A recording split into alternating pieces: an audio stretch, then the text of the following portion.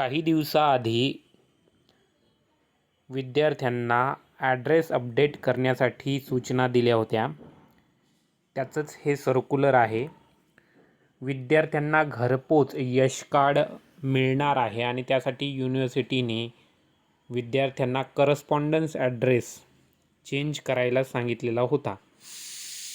तर हे यश कार्ड मिळवण्यासाठी जेव्हा करस्पॉन्डन्स ॲड्रेस आपल्याला बदलायचा आहे, सर्व विद्यार्थ्यांनी ॲडमिशनच्या वेळेस आपला ॲड्रेस प्रोफाईलमध्ये टाकलेला असतो, परंतु बऱ्याच वेळेस तो ॲड्रेस हा पूर्ण स्वरूपामध्ये नसतो आणि त्यामुळे जेव्हा एखादे पार्सल विद्यार्थ्यांना पाठवायचं म्हटलं तर ते योग्य ठिकाणी पोहोचत नाही आणि ते रिटर्न जातं. आणि त्यासाठी युनिव्हर्सिटीने एक नवीन संधी विद्यार्थ्यांना दिलेली आहे की ॲड्रेस अपडेट करून घ्यायचा आणि त्याचंच हे एक परिपत्रक आहे. तर विद्यार्थ्यांना ॲड्रेस अपडेट करण्यासाठी पहिले YCMOUच्या वेबसाईटवरती जायचं आहे. त्याची लिंक डिस्क्रिप्शनमध्ये दिलेली आहे. तर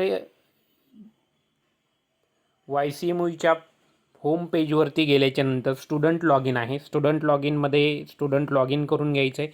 त्यामध्ये दोन ऑप्शन आहेत. एक म्हणजे नवीन विद्यार्थ्यांचा जो FY आणि डायरेक्ट SYला ॲडमिशन घेतलेले विद्यार्थी आहेत त्यांचा PRN नंबर 25 पासून सुरू होतो आणि जे विद्यार्थी आधीच SYला आणि TYला ॲडमिटेड आहेत त्यांचा PRN नंबर 20 वरून सुरू होतो. अशा दोन विद्यार्थ्यांसाठी दोन पद्धतीचं ऑप्शन या ठिकाणी उपलब्ध आहे. 20 वरून PRN नंबर असलेल्या विद्यार्थ्यांनी सेकंड नंबरचा ऑप्शन सांगितल्या त्या पद्धतीनं सिलेक्ट करायचं आहे. त्याच्यानंतर सिलेक्ट केल्याच्यानंतर पुढची विंडो ओपन होईल आणि त्यामध्ये साइन इन करायचं आहे. तर PRN नंबर आणि पासवर्ड त्या ठिकाणी एंटर करायचा आहे. शक्यतो पासवर्ड हा बर्थ डेट टाकायची आहे आणि बर्थ डेट टाकत असताना ही इयर, मंथ आणि डेट अशा पद्धतीनं पासवर्ड त्या ठिकाणी एंटर करायचा आहे. म्हणजे एखाद्याचा बर्थ डेट ही 10 जुलै 2000 असेल तर 2000 त्याच्यानंतर 07 आणि 10 अशा पद्धतीचा पासवर्ड त्या ठिकाणी टाकून साइन इन करायचं आणि नाहीच जर पासवर्ड त्या ठिकाणी घेतला तर फॉरगॉट करून पासवर्ड रिसेट करायचा आहे. त्याच्यानंतर लॉग इन झाल्याच्यानंतर समोर अशा पद्धतीची ही विंडो ओपन होईल आणि विंडो ओपन झाल्याच्यानंतर वरती अल्फाबेट दिलेले आहे तर त्यामध्ये C अल्फाबेटवर क्लिक करायचे आणि C अल्फाबेटवर क्लिक केल्याच्यानंतर खाली एडिट प्रोफाईल अशा पद्धतीचं हे ऑप्शन दिसेल. त्यालाच अपडेट कॉन्टॅक्ट डिटेल अशा पद्धतीचं आहे. त्याच्यावरती क्लिक करायचं आहे. त्यावरती क्लिक केल्याच्यानंतर समोर करस्पॉन्डन्स ॲड्रेससाठी त्या ठिकाणी माहिती विचारली जात आहे. तर त्याच्यामध्ये country India, state Maharashtra, district जे काय असेल ते, तहसील म्हणजेच तालुका जो काय असेल तो, आणि जे ॲड्रेस या ठिकाणी दिलेला आहे त्या ॲड्रेस टाकत असताना फक्त गावाचं नाव नको आहे किंवा पिनकोड त्याच्यामध्ये नको आहे.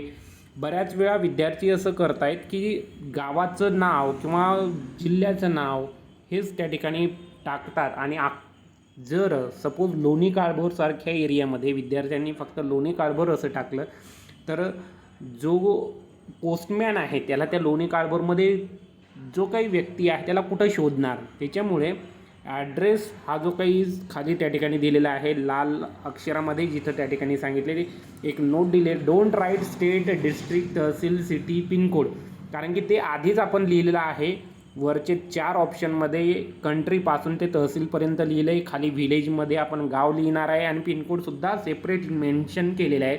तर ॲड्रेसमध्ये त्या ठिकाणी एखादा सिम्बॉल तुम्ही ज्या ठिकाणी राहता त्याचा एक, जसं आपण म्हणतो की कोणता रस्ता आहे, MG रोड त्या ठिकाणी म्हणा किंवा त्या ठिकाणी पूर्ण मोठ्या शहरामध्ये एखादा छोटासा जो काही भाग असेल, बऱ्याच वेळा वाड्या वस्त्यांवरती लोक राहतात आणि मग त्याचं त्या ठिकाणी इन्फॉर्मेशन देणं गरजेचं आहे. ॲड्रेस चांगल्या पद्धतीनं स्वरूपामध्ये लिहायचं आहे आणि इथं जसं या ठिकाणी ऑप्शन दिलेलं आहे की CO रघुनाथ अण्णाजी भुसरे, त्याच्यानंतर भुसरे गल्ली, करंजली, अशा पद्धतीचा हा ॲड्रेस त्या ठिकाणी असावा. बऱ्याच वेळा एखाद्याचं घर सपोज हॉस्पिटल शेजारी असेल तर नियर हॉस्पिटल, एखाद्याचं घर ग्रामपंचायतच्या शेजारी असेल तर नियर ग्रामपंचायत लोणी काळभोर अशा पद्धतीनं, किंवा त्या ठिकाणी एखादा रामदरा रोड अशा पद्धतीचं त्या ठिकाणी ॲड्रेसमध्ये डिटेल विद्यार्थ्यांनी मेन्शन करायचा. तेव्हाच तो ॲड्रेस पूर्ण त्या ठिकाणी अपडेट केल्याचं फायदा त्या ठिकाणी होईल. नाही तर फक्त त्या ठिकाणी लोणी काळभोर तिथंसुद्धा टाकायचं आणि वरहीसुद्धा तेच टाकायचं, यातून काहीही साध्य होणार नाही आहे. आणि त्याच्यामुळं डिटेल स्वरूपाचा ॲड्रेसमध्ये त्या ठिकाणी मांडायचा आहे. पिनकोड व्यवस्थित मेन्शन करा, गावाचं नाव त्या ठिकाणी व्यवस्थित टाका, खाली मोबाईल नंबर, जर विद्यार्थ्यांना मोबाईल नंबर त्या ठिकाणी चेंज करायचा असेल तर त्या पद्धतीचा मोबाईल नंबर चेंज करा. किंवा एक या ठिकाणी नोट दिसतं आहे की permanent address is same as per correspondence address, तर याला त्या ठिकाणी क्लिक करा. कारण की परमनंट ॲड्रेसच्या बाबतीमध्ये काहीही घेणं देणं नाही. करस्पॉन्डन्स ॲड्रेसवरतीच तुमचं यश कार्ड किंवा त्याच्यानंतरच्या जेवढ्या काही सुविधा त्या ठिकाणी युनिव्हर्सिटीकडून नवीन तयार होतील, की मार्कशीट घरपोच देणे असेल, पुस्तकं घरपोच देणे असतील, किंवा इतर कुठल्याही सुविधा घरपोच त्या ठिकाणी मिळतील, तर त्याच्यासाठी हा करस्पॉन्डन्स ॲड्रेस खूप महत्त्वाचा आहे.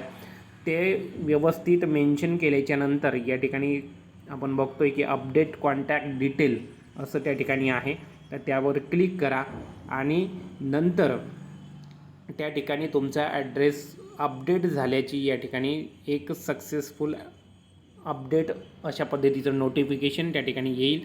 आणि हे एकदा चेक करून घ्यायचं आहे की पर्सनल डिटेल कशा पद्धतीनं आपली मेन्शन झालेली आहे आणि इन्फॉर्मेशन अपडेट सक्सेसफुली असा तो मॅसेज तुम्हाला त्या ठिकाणी दिसेल.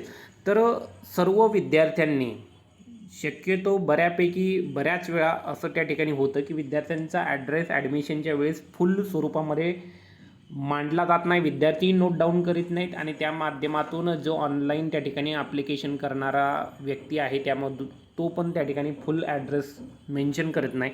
तर हे सर्वच विद्यार्थ्यांनी FY, SY, TY अशा सर्व विद्यार्थ्यांनी ही प्रोसेस त्या ठिकाणी तात्काळ पूर्ण करावी. अशा नवीन अपडेट्स विद्यार्थ्यांनी मिळवण्यासाठी यूट्यूब चॅनलला सबस्क्राईब करा, लाईक करा, शेअर करा.